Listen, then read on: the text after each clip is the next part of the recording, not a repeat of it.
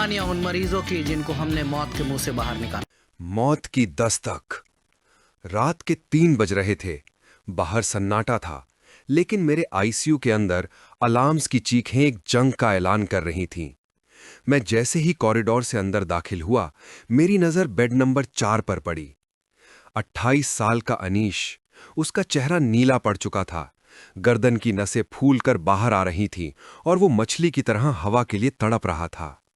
Sister, monitor देखिए, मैंने चिल्लाकर कहा। ऑक्सीजन 70% तक गिर चुका था। Blood pressure 70/40।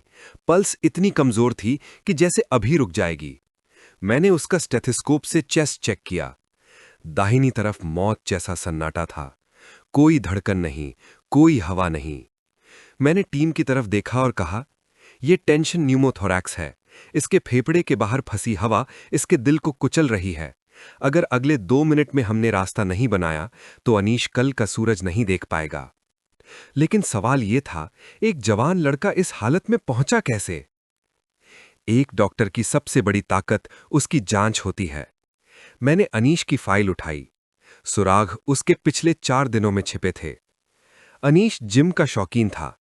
4 दिन पहले भारी वजन उठाते समय उसे छाती में एक पॉप की आवाज आई और हल्का दर्द हुआ। उसने सोचा मांसपेशियों का खिंचाव है। उसने पेन किलर स्प्रे मारा और काम पर चला गया।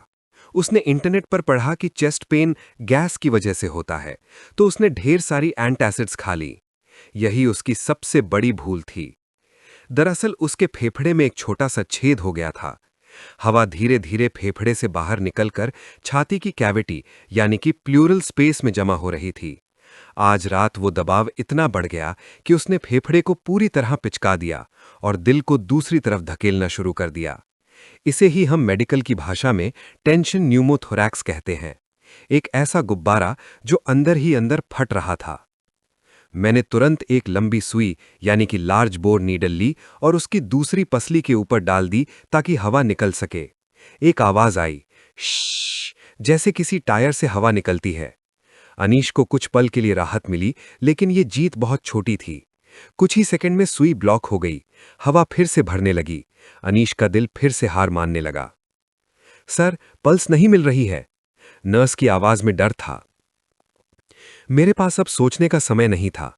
नीडल फेल हो चुकी थी। अब हमें एक भारी सर्जिकल स्ट्राइक की जरूरत थी। मुझे ट्यूब थोरेकोस्टमी करनी थी।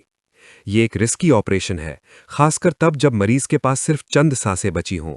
एक गलत कट और मैं उसकी मुख्य धमनी को काट सकता था। मैंने मन बनाया, स्कैल्पल दो। मैंने अपनी उंगलियों से सेफ ट्रायंगल को महसूस किया। यह बगल के नीचे पसली के बीच की वो जगह है जहां से हम सुरक्षित रूप से अंदर जा सकते हैं। मैंने 5वीं पसली के ठीक ऊपर एक छोटा सा चीरा लगाया। पसली के ऊपर इसलिए ताकि नीचे मौजूद नसों को चोट न लगे। मैंने सर्जिकल फोर्सेप्स से मांसपेशियों को चीरते हुए फेफड़े की बाहरी परत तक रास्ता बनाया। जैसे ही मैंने परत को छेदा, एक जोरदार हवा का झोंका बाहर निकला। मैंने तुरंत अपनी उंगली अंदर डाली ताकि रास्ते की पुष्टि हो सके और फिर ट्यूब को अंदर ढकेल दिया।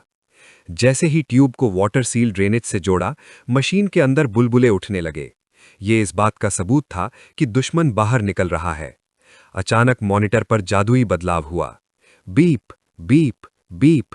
धड़कन स्थिर हो गई। ऑक्सीजन 98% पर पहुंच गया।